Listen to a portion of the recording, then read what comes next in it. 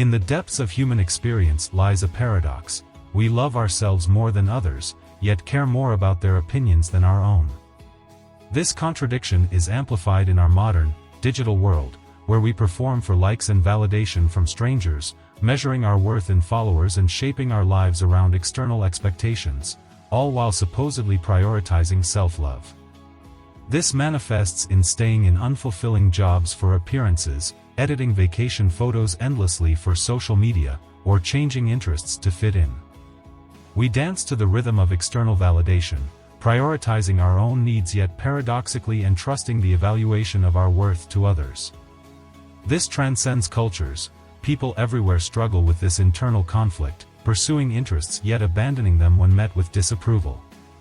A collective awakening is needed, maintaining self-love while trusting our own judgment as much as others.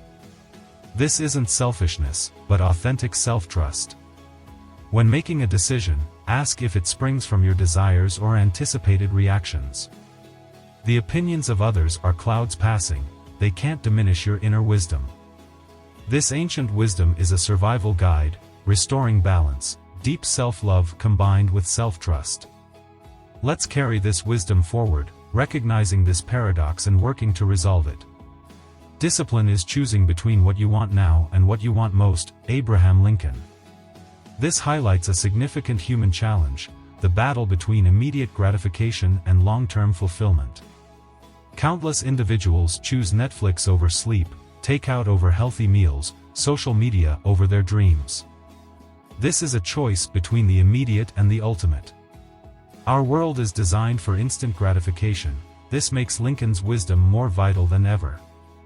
Bridging the gap between now and most defines success and fulfillment. Jung's declaration, "You are not what happened to you," complements Lincoln's.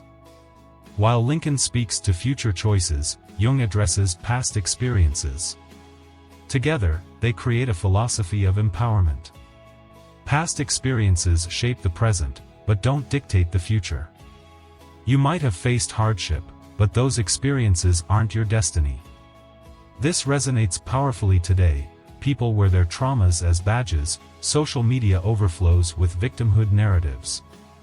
Jung cuts through this. Past experiences influenced you, but don't define you. Your discipline, the choice between now and most, isn't limited by your past. Your ability to make better choices depends on your present commitment to growth. These quotes aren't just about individual choices, they speak to the fundamental nature of human potential. Understanding that we're not bound by the past and can choose our future through discipline unlocks freedom. In our modern world, this offers a powerful antidote to mental health challenges and instant gratification. We can choose differently today, no matter what happened yesterday. Every moment presents a choice between what we want now and what we want most. For those trapped by their past or struggling with discipline, these are keys to an inescapable prison. View daily choices through this dual lens. Your past doesn't dictate your choice. You're free to choose what serves your ultimate goals. The practical application is clear. Start viewing your daily choices through this dual lens. When faced with a decision, remember your past doesn't dictate your choice. You are free to choose what serves your ultimate goals. Every time you choose long-term benefit over immediate pleasure, you're practicing discipline and proving you are more than what happened to you. You're writing a new story, one conscious choice at a time. The power lies in how they complement each other.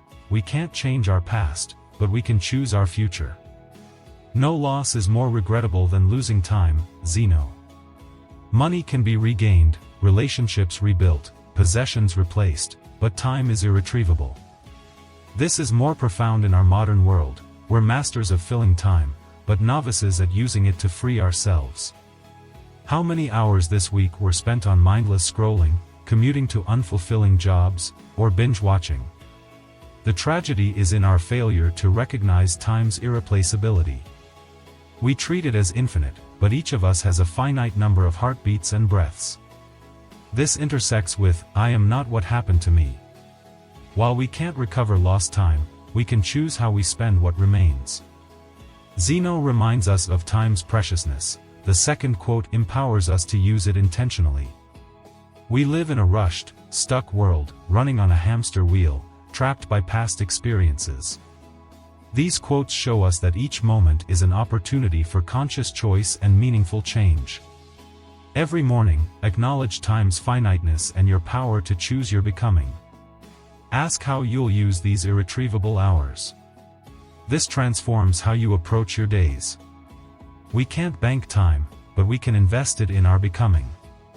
Moments spent in intentional growth aren't lost, they're transformed into the essence of who we are becoming.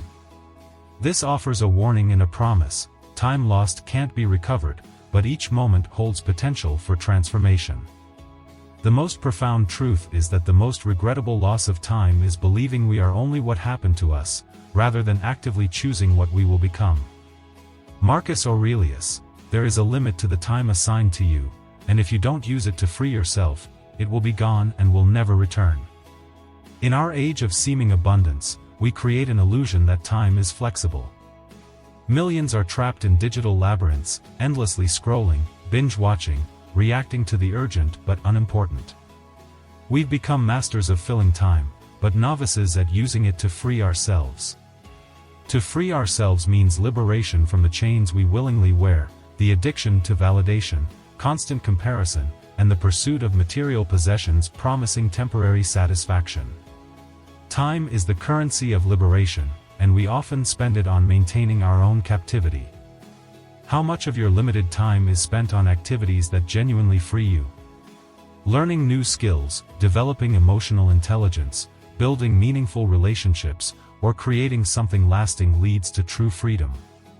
The urgency is even more relevant now. Distractions are engineered to capture our attention. Each notification is designed to keep us bound to trivial concerns. But each moment carries the potential for liberation. Every time you choose to read instead of scroll, to create instead of consume, to reflect instead of react, you're using time as a tool for freedom. This isn't meant to induce anxiety but to inspire action, a call to consciousness and intentional living. Ask yourself, is this moment bringing you closer to freedom or binding you tighter? Benjamin Franklin: be at war with your vices, at peace with your neighbors, and let every new year find you a better man. This is a three-part harmony of human development: internal struggle, external peace, and continuous improvement. The militant language, be at war with your vices, highlights that our vices aren't just bad habits but internal enemies sabotaging our potential. In our modern context, this could be endless social media scrolling, procrastination, indulgence in gossip, or avoiding difficult conversations. Franklin urges us to wage war against these tendencies. Be at peace with your neighbors is crucial in our increasingly divided world. This doesn't mean agreeing with everything, but choosing community harmony over the satisfaction of being right. Let every new year find you a better man suggests gradual improvement, not dramatic transformation. In our age of instant gratification, this patient approach is revolutionary. It's not about overnight changes, it's about steady progress. These three elements work together. The internal war creates energy for growth, peace with neighbors provides a stable foundation, yearly improvement gives direction and patience. This might mean deleting time-wasting apps while connecting with neighbors with differing views, fighting against procrastination while building community bridges. It's about balancing the warrior and peacemaker within you. For those overwhelmed by self-improvement demands or social tensions, don't strive for perfection at once. Maintain the war against what holds you back, cultivate peace in external relationships, and trust that time will reveal your progress. Growth is about what you chip away, the vices overcome, peaceful moments created, and subtle improvements year after year. Seneca: expectation is the greatest impediment to living. In our modern world, this cuts deep. We live in constant anticipation, waiting for notifications, weekends, retirement, the next purchase. Smartphones pull us from the present with promises of what's to come. How many moments are spent in anticipation?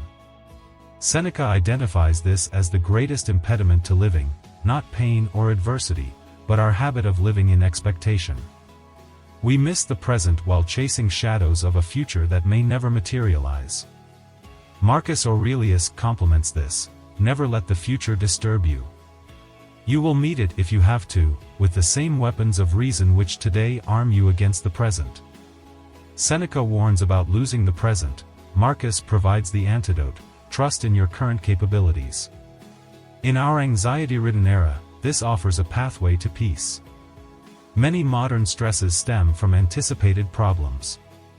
But Marcus's wisdom is revolutionary: the tools you have today will be available tomorrow. You've handled past challenges, you'll handle future ones. When you anxiously scroll through news of future threats, remember your reason will remain. When missing your child's laughter due to worry about their future, remember Seneca's warning. This framework encourages being present today while maintaining quiet confidence in handling tomorrow. It's about finding the balance between preparation and paralyzing expectations.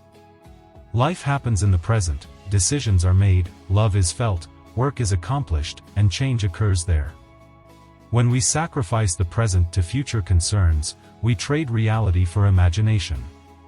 Engage fully with what's in front of you, maintaining calm assurance about your ability to handle what comes next. Find the balance between presence and preparation, engagement and expectation. By trusting our ability to handle the future, we free ourselves to live in the present.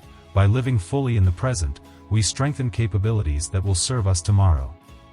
Epictetus: freedom is the only worthy goal in life. It is won by disregarding things that lie beyond our control. In our age of overwhelming information and choices, many feel trapped. We're flooded by news we can't influence, pressured by social media standards, and anxious about global events we can't control. How much energy do you spend on matters beyond your control? Epictetus says attachment to the uncontrollable is the chain that binds us. His solution isn't to try harder to control these things, but to disregard them. This isn't apathy, it's emotional and mental liberation through acceptance. Zeno: man conquers the world by conquering himself. Epictetus shows us what to let go of, Zeno points to our true power. Together, they form a complete philosophy of empowerment and liberation. In our era of external validation, we're looking in the wrong direction. Whenever you're anxious, ask, is this within my control? If not, disregard it, then, turn that energy inward to master your response. Consider someone facing job uncertainty. They recognize that market conditions are beyond their control, but they focus on conquering their fears, developing skills, and mastering their craft. This is true power. By releasing the uncontrollable, we free energy for self-mastery. Through self-mastery, we achieve freedom. This addresses many modern anxieties: social media comparisons, conquer your need for validation; climate anxiety, master your environmental impact. Start each day asking, what am I trying to control that I shouldn't? Where can I direct that energy toward self-mastery? This isn't passive acceptance, it's recognizing where true power lies. When we stop exhausting ourselves trying to control the uncontrollable, we find energy for self-development and genuine influence.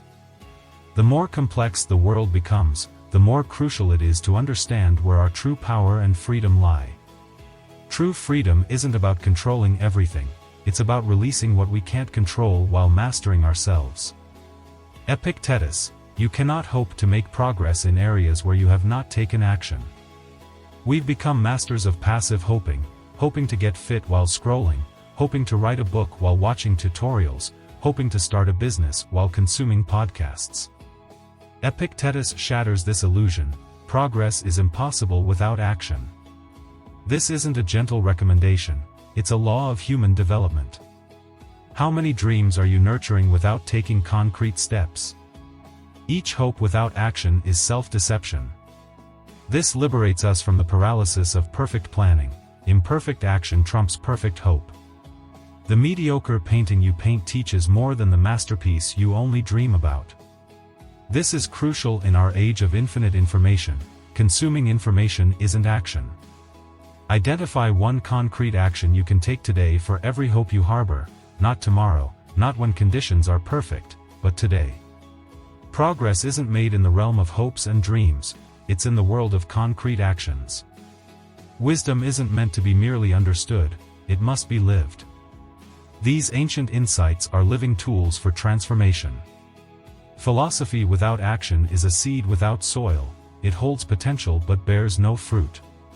Plant these wisdoms in the fertile ground of daily practice, let them grow through your actions, not just your understanding. Take one piece of wisdom that resonated and transform it into action. In that transformation lies the true power of philosophy, not in what we know, but how we live.